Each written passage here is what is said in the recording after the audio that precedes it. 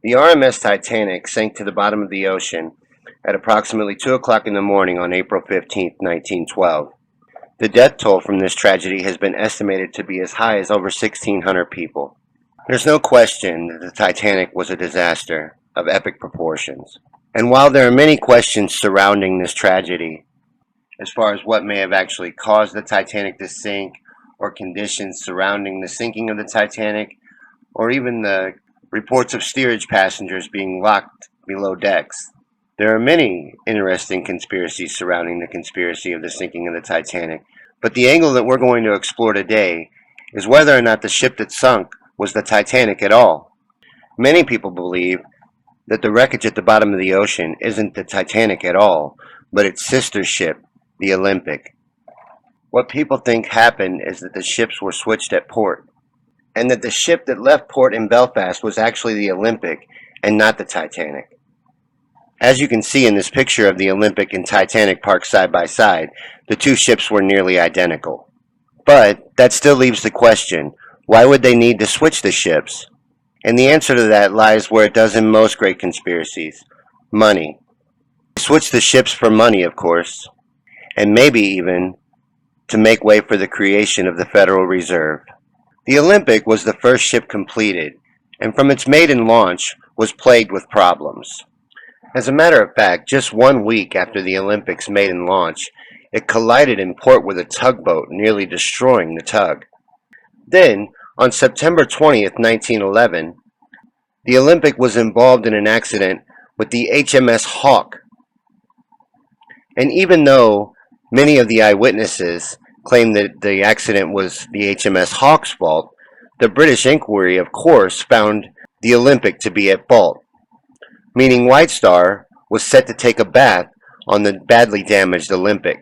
In the collision, the Olympic had been hit in the starboard side, causing massive damage, and the hilt was twisted, which caused a noticeable list to port that would be permanent. The HMS Hawk was badly beat up as well, probably worse so than the Olympic even. As you can see here, the HMS Hawk was almost completely destroyed. And with the finding of the British inquiry into the incident, White Star was finding themselves completely responsible for repairs on the HMS Hawk, and there would be no insurance payment to repair the Olympic. As I established before, White Star had heavily invested in the Titanic and the Olympic, and now the Olympic was heavily damaged, and there'd be no insurance money to pay for repairs. It took 2 weeks to get the Olympic patched up enough to be able to make the ship back to the Belfast shipyard for actual repairs. But the Olympic's problems weren't over. After leaving New York to head back to Belfast, the Olympic struck a sunken shipwreck and damaged a propeller. But on February 28, 1912, the Olympic limped her way back into Belfast shipyard. Now that the Olympic had made its way back to the Belfast shipyards, they were able to assess the damage. It was determined that to fix all the damage to the Olympic, that the ship would need to be cut in half and have a new frame inserted. This work would be extremely costly and take months to complete. In short, the Olympic was too expensive to fix, and White Star was in trouble. Once back at the shipyard, the Olympic had to have a repeller replaced. A repair that the White Star line claims takes 5 hours, but for the Olympic, this repair took 4 days. A propeller from her sister ship, the Titanic, that was not yet completed but next door, was used on the Olympic. The propeller hadn't been fitted to the Titanic yet, but had already been stamped Titanic and numbered 401. That little bit of information will be important later. The Titanic and the Olympic were nearly identical ships, and were touted as the great twin luxury liners. White Star's future depended on the success of these two ships. So White Star was in trouble. Half of White Star's new super fleet of luxury liners was for all intents and purposes destroyed, and the company stood to go bankrupt. The remaining Titanic couldn't recoup for the losses on its own, and the Olympic was too damaged for further use. So what was White Star to do? At that time, in the shipping industry, insurance fraud was rampant. Most boat travel was by poor immigrants, and people just didn't care or pay much attention to accidents. So what many people, myself included, believe happened now is that the White Star Line decided to switch nameplates on the twin ships and send the patched up Olympic out as the Titanic, knowing it was doomed to sink. so then they can claim insurance on the Titanic, all the while keeping the actual undamaged Titanic, now disguised as the Olympic. That ship, by the way, the Olympic, continued on for the White Star Line for another 25 years before being requisitioned to the British Navy. Pretty unbelievable for such a damaged ship, right? So as you can see from this picture of the two ships parked side by side, they're nearly identical. All you would need to do is exchange the nameplates, lifeboats, and life jackets on the two ships. Other than that, everything else was basic White Star merchandise and White Star property, which would be virtually interchangeable. No one would notice the difference. So as you can see, switching the ships is starting to make sense. But what if I told you that the Titanic disaster conspiracy goes even further than that? So as I mentioned earlier, this conspiracy is motivated by money. And that turns out to be true in many different ways. And one of the more interesting of those theories is how the Titanic disaster may have been used to install the Federal Reserve banking system in the United States of America. In 1907, at Jekyll Island, many of the world's richest men's representatives met to discuss the creation of the Federal Reserve banking system in the United States. From this meeting came a plan to convert America's currency over to this new Federal Reserve banking system that these men had agreed on. But not everyone was on board with the master plan that these tycoons had for our nation's economy. Among the financial giants against the enactment of the Federal Reserve, who some say were even traveling back to the U.S. on the Titanic to oppose the enactment of the Federal Reserve, were John Jacob Astor, Benjamin Guggenheim, and Isidor Straus. These three men were three of the richest and most powerful men in the world, all of which were very protected and hard to get to. And all three of them were opposed to J.P. Morgan and the Rockefellers' new central bank. And coincidentally, all three of these men died the night that the Titanic sank.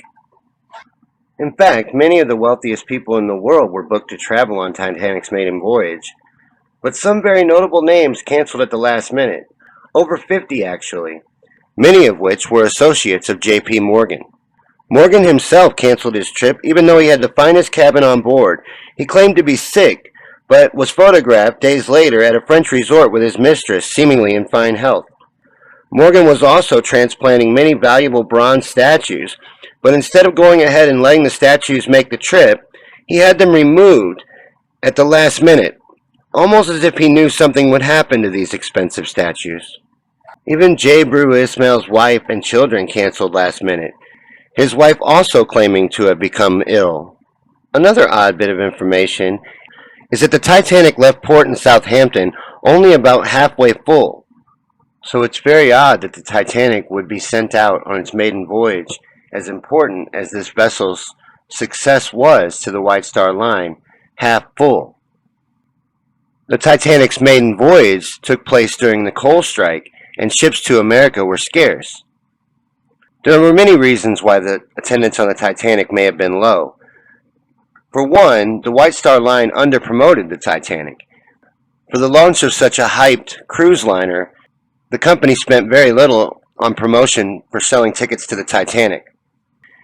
Also, first-class passengers seeking transfer to the Titanic at port in Southampton were only offered second-class accommodations, which many think was to deter them from wanting to travel on the Titanic, because it couldn't have been that there weren't any rooms. As I've said, the ship was only half full. There was plenty of room in first class. So to me, only offering them second-class accommodations looks like a way to discourage the more affluent from getting on board. As evidence has shown, they didn't care a thing about the immigrants. Most of them were locked in third-class steerage, with no hope of survival. So now we've established the whys. White Star has a very damaged ship in the Olympic, and insurance isn't going to cover it. The company needs to recover its losses on this ship or risk going under.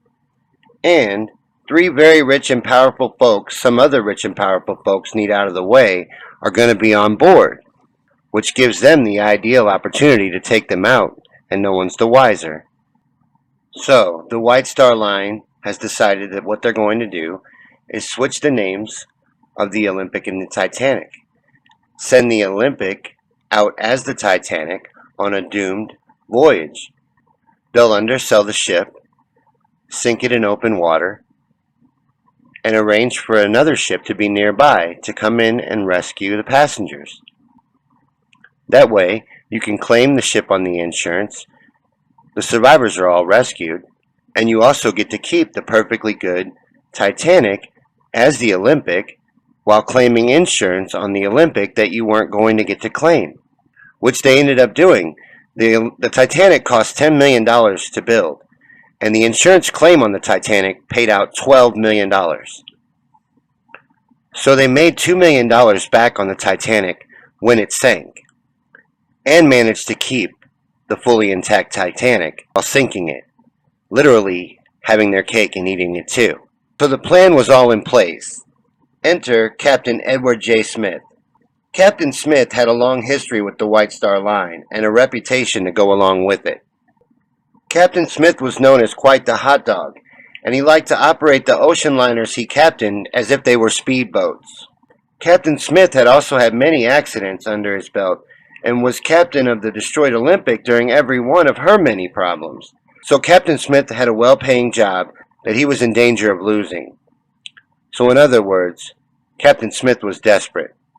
So when Captain Smith, White Star had a captain they knew would play ball, Captain Smith's only demand was that he picked his own crew. And some claim that allowed Captain Smith to be able to contain the Titanic conspiracy to key members of his crew, in which he thought he could trust. But still, you're saying, you're controlling a whole ship, and now you're saying there's a rescue ship that's also involved? How can that be?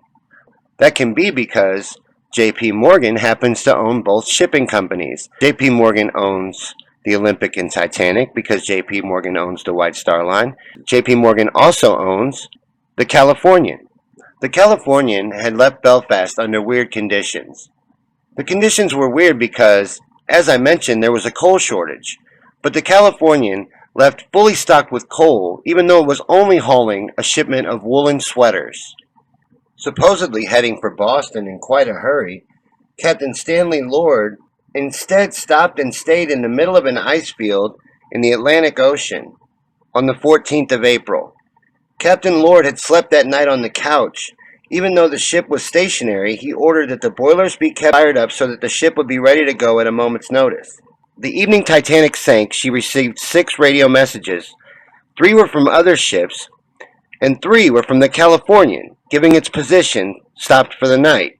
All 3 messages from the Californian were directed personally to Captain Smith, as if the Californian wanted to make sure that they knew that they were ready and in place. On the night of April 14th, Captain Smith had chose a path directly through a known ice field. He had ordered the ship full speed ahead, which was standard procedure through ice fields at the time. The theory was that obstacles would be seen with plenty of time to avoid them. And that should have been true. All reports of visibility on the night Titanic sank were positive. Visibility was supposed to be up to 5 to 6 miles and crystal clear. The evening the Titanic sank, Captain Smith also slept fully clothed in his office. First Officer Murdoch was in charge and standing on the bridge at the starboard side when he first saw the iceberg.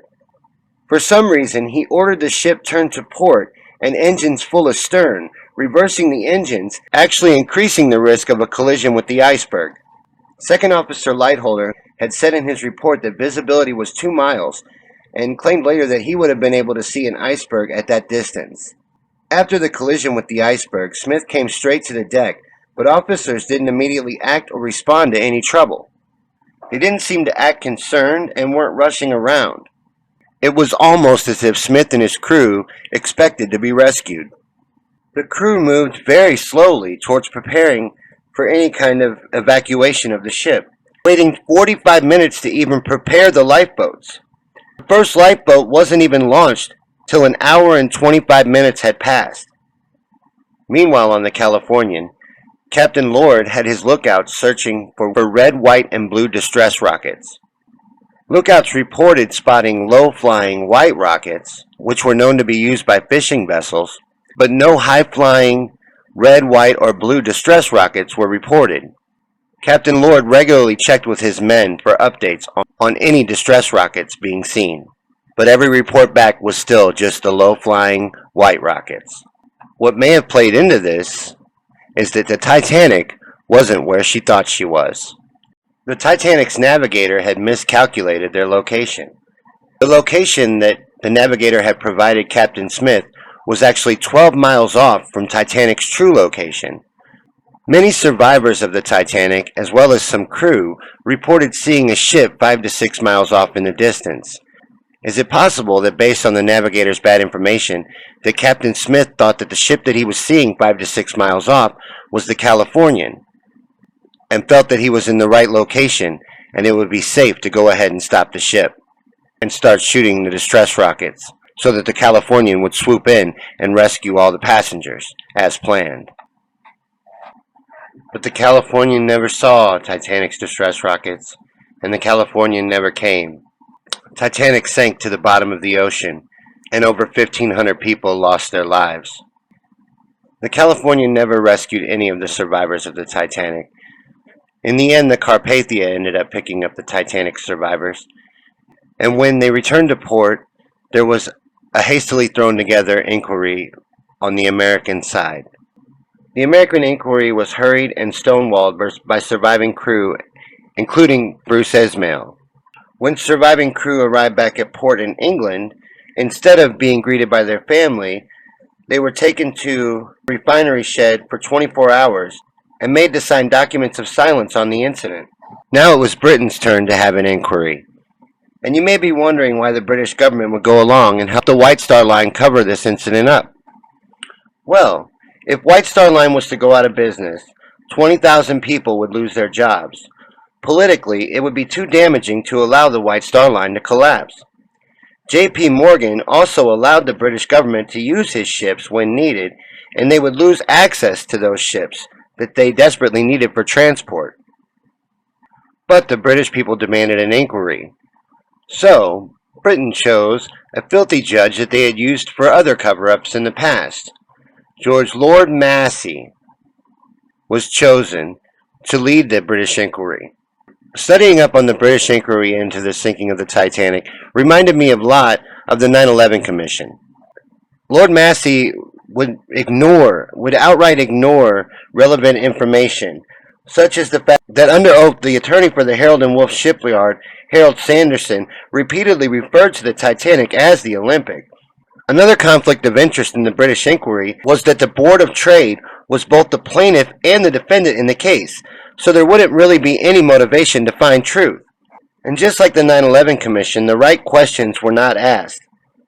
Every expert that testified said that visibility was 5 to 6 miles, but everything ended up being blamed on Captain Lord of the Californian. Lord Morse ignored testimony that blamed anything else. The inquiry decided that the Californian was seeing the Titanic's rockets and should have rescued the passengers. Lord Morse repeatedly interrupted testimony leading away from sensitive issues, and instead kept refocusing on Captain Lord of the Californian. Captain Lord went to his death trying to get a new investigation into the Titanic sinking and clear his name. Unfortunately, that never happened.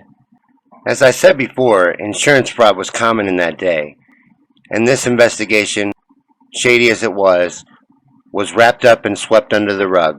Everything was blamed on Captain Lord, and the White Star Line got to collect their insurance of $12 million on the Titanic, reaping a $2 million profit, and, if this theory is correct, keeping a perfectly good, actual Titanic, now marked the Olympic, in service for the next 25 years. The theory of the switched ships gains even more ground when you start examining the wreckage. When you start analyzing the wreckage, you find more evidence of the ships being swapped. Gray paint has been found in the wreckage, but gray paint was only used on the Olympic, not the Titanic. And do you remember the propeller that we talked about earlier that had to be put on the Olympic that was taken from the Titanic stamped number 401? Well, that propeller is in the wreckage. Even though, as you recall from earlier, Titanic's propeller stamped 401 had been placed as a replacement on the Olympic, it is found in the wreckage. That propeller should not be there. Evidence has also been found of repairs to the keel section, the same section on the Olympic that was hit by the HMS Hawk. But the biggest smoking gun in the wreckage is at the bow, on the nameplate. You see, in this time, the name of the ships were usually engraved into the hull, but in the Titanic wreckage, it shows that its nameplate was bolted on. But a section has rotted off due to corrosion, and underneath, etched into the hull, are the letters M and P. I don't think there's an M and P in Titanic, but there is in Olympic. That seems like compelling evidence to me. It's very curious, to say the least. So as you can see, the case that the Olympic and Titanic may have been switched before the Titanic left port isn't that far-fetched at all, and actually makes pretty good sense. The evidence definitely leans in that direction. I'm of the opinion that this is what happened, that the Titanic at the bottom of the ocean is actually the Olympic, and the Olympic that continued on for the next 25 years was actually the Titanic.